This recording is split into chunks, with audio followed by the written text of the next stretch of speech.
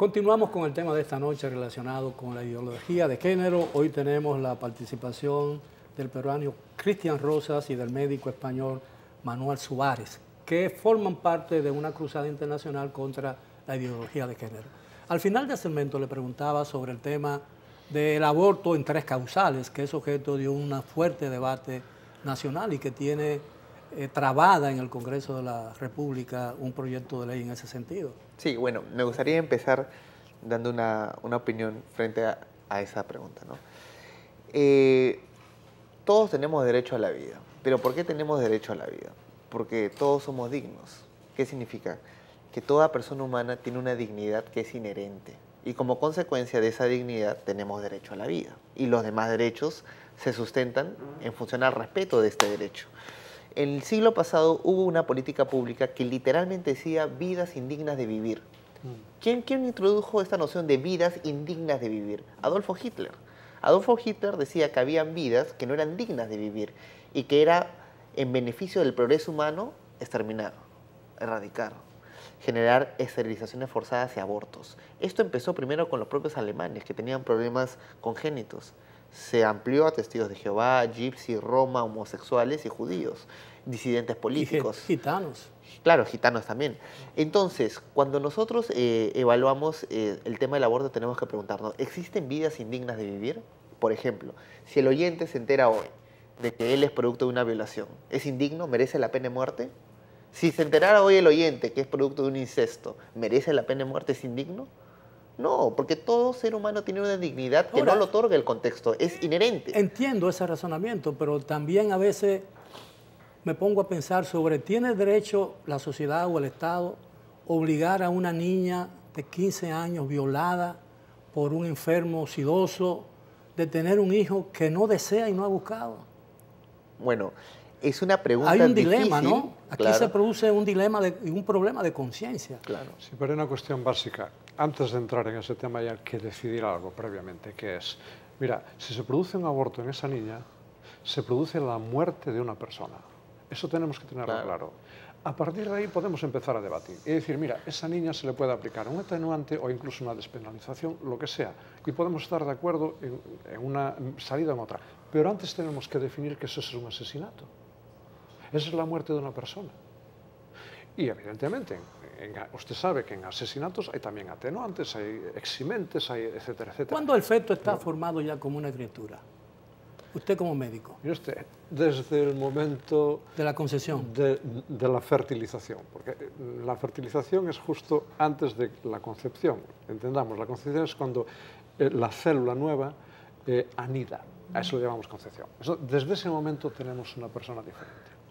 Y desde ese momento, hasta ser como usted y como yo, lo único que hay es un proceso continuo, sin separación. Sí. A nosotros se nos dice, no, es que hay un momento, mire usted, hablar de un momento mágico en el que el ser humano se convierte en persona en el desarrollo dentro de la madre, es una tontería científicamente hablando.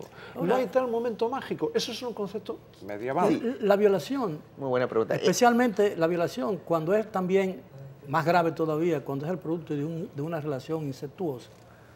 La violación y la relación incestuosa son crímenes penalizados por las leyes en la mayoría de los países civilizados. Cuando una niña que es violada por su padre, por su padrastro, por su abuelo, por su tío, o por un violador enfermo mental, es lo que surge en su vientre, es el hijo de un crimen, ¿no? Así es. Así es. Pero eso no lo hace menos digno, porque la dignidad no lo otorga el contexto. Claro. O sea, si la dignidad lo otorgara cómo fue concebida una persona, entonces habrían quizás muchas personas indignas porque sería relativo, qué te hace digno o no. Pero la dignidad es absoluta y es inherente.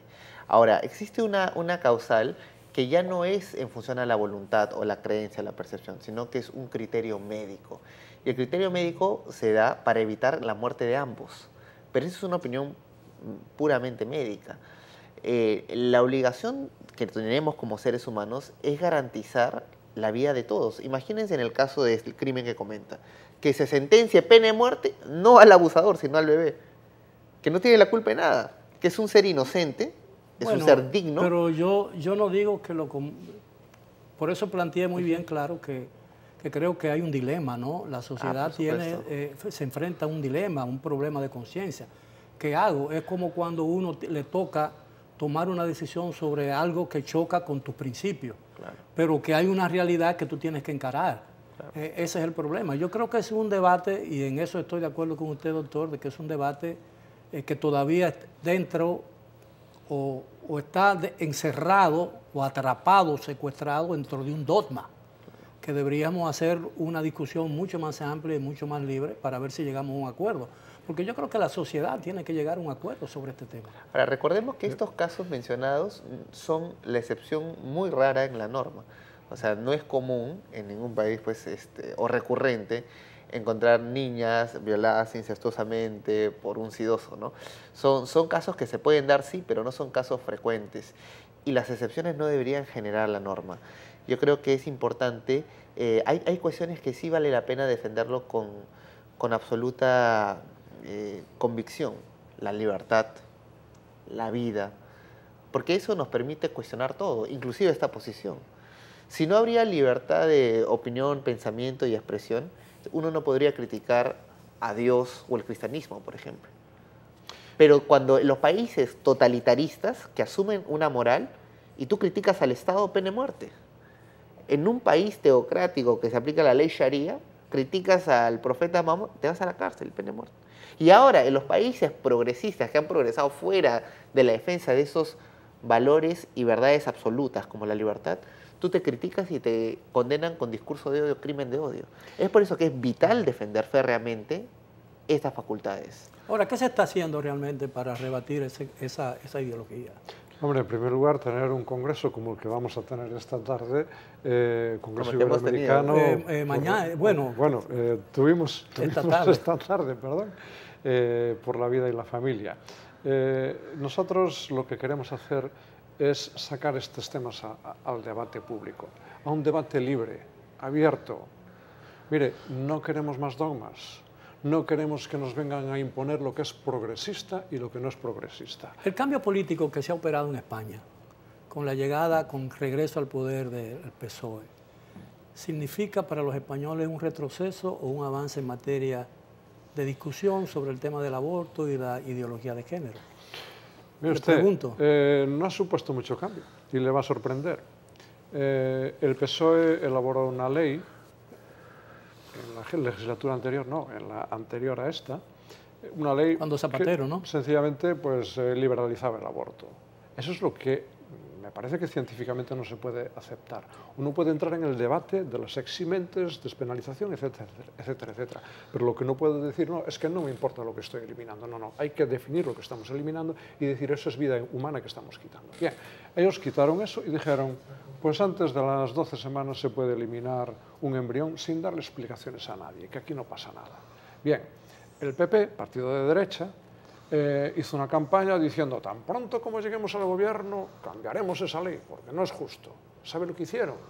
Nada, nada. La dejaron como estaba. Total, que cuando entró el PSOE no hubo cambio ninguno. Pero tengo ¿A qué nos lleva esto? Fíjese usted. Nos lleva a que tendemos a pensar que estas cuestiones son de la izquierda, progresista, y los que se oponen al aborto, al matrimonio gay, es la gente conservadora, de derecha y todo. No, señor, la derecha está siendo abortista y en la izquierda hay mucha gente, compañeros míos de izquierda, y yo también me siento un poco próximo a la izquierda, que dicen que esto son barbaridades y que no están de acuerdo. Así que, por favor, no convirtamos esto en un debate de izquierda-derecha. Es un debate por la vida o en contra de la vida, por la familia o en contra de la familia. ¿Es irreversible lo que se ha logrado en materia de ideología de género o todas esas cosas pueden ser rectificadas? No, por supuesto que se puede rectificar, ¿no? No hay nada imposible. El avance de una ideología es simplemente el avance de una mentira. O sea, la buena noticia es que ninguna mentira es eterna. Hagamos algo nosotros o no hagamos nada. Porque una mentira es insostenible por sí sola. Una mentira para existir requiere de otra mentira. En cambio, la verdad aplastada volverá a surgir. Y la verdad siempre triunfará. De eso no hay duda alguna. Nada establecido contra la naturaleza ha prevalecido en el tiempo. Ni las nociones del darwinismo social, ni las nociones de la justicia social a través del comunismo, y este generismo tampoco. Porque Cuando usted dice que la mentira no es eterna, parecería Exacto. entonces que Oscar Wilde estuvo equivocado. Escribió a finales del siglo XIX un ensayo llamado La decadencia de la mentira. No, parece que no, Sí, también que una no hubo frase- tal decadencia. Hay una frase, yo creo que es de Winston Churchill, que decía que se puede engañar a un pueblo un tiempo, pero no se puede engañar a todo un pueblo durante toda la vida. Claro. Me gustaría entrar en este tema porque, bien, nosotros como cristianos amamos la verdad, aun cuando la verdad nos perjudique y nos moleste, pero amamos la verdad. Y en ese sentido entendemos que la verdad se acabará imponiendo. Hay una estatua preciosa de Jan Hus en Praga que dice justamente esto: busca la verdad, defiende la verdad hasta la muerte, porque la verdad te hará libre. Mire, yo creo en lo que dice Cristian, que llegará un momento en que las generaciones futuras dirán: pero esta generación estaban locos, ¿pero qué hacían? Y encima se creían progresistas. ¿Y sabe por qué? Porque esto ya ha sucedido en el pasado. Como médico le puedo decir, en los años 30 del siglo pasado, la medicina más progresista era aquella que defendía la eugenesia. La eugenesia significa la promoción de aquellas personas con las mejores características y la eliminación de los más débiles. Eso era lo más progresista. Y no es que Hitler apoyase eso, es que en Estados Unidos se apoyaba esto, Los es que niños en del la Brasil, Gran ¿no? Bretaña se apoyaba eso. Es La más, perfección de quiero- la raza. Bien, ¿sabe usted? Mire, hoy miramos para atrás y decimos, pero qué barbaridad. Lo disfrazaban de progresismo y era retrógrada, era volver a la Edad Media. Es más, yo estoy seguro. quiero ilustrar y complementar lo que dice el doctor Suárez. La eugenesia, que era la purificación racial para llevar al hombre en su eslabón más evolucionado, generó que se llevaran indígenas de Amazonas, Sudamérica, y de África a zoológicos humanos. Ponían al indígena al costado de un chimpancé en España, en Holanda, en Alemania. Y iba la gente con una manzana, un plátano y les lanzaba. Decía, él es un eslabón, todavía no es un plenamente humano. Todo esto es la herencia del darwinismo como ideología, que se trasladó al darwinismo social, donde imperaba el más fuerte. Eso es parte de la historia humana. Y uno lo ve, como bien dice el doctor Suárez, y dice, pero ¿qué pasó acá? Todos somos dignos. Eso fue la conclusión después de la Segunda Guerra Mundial. Hay una declaración del genoma humano y los derechos humanos universales que dice, es el genoma humano lo que intrínsecamente lleva la dignidad de toda persona. O sea, es el genoma lo que nos hace dignos y se da en el momento de la fertilización. Pero con relación a los zoológicos humanos no hay duda de que la teoría de la evolución tiene algún sentido, ¿no? Bueno, esa era la justificación para el zoológico humano, pues, que decía que como el ser humano evoluciona, estos indígenas no eran plenamente evolucionados.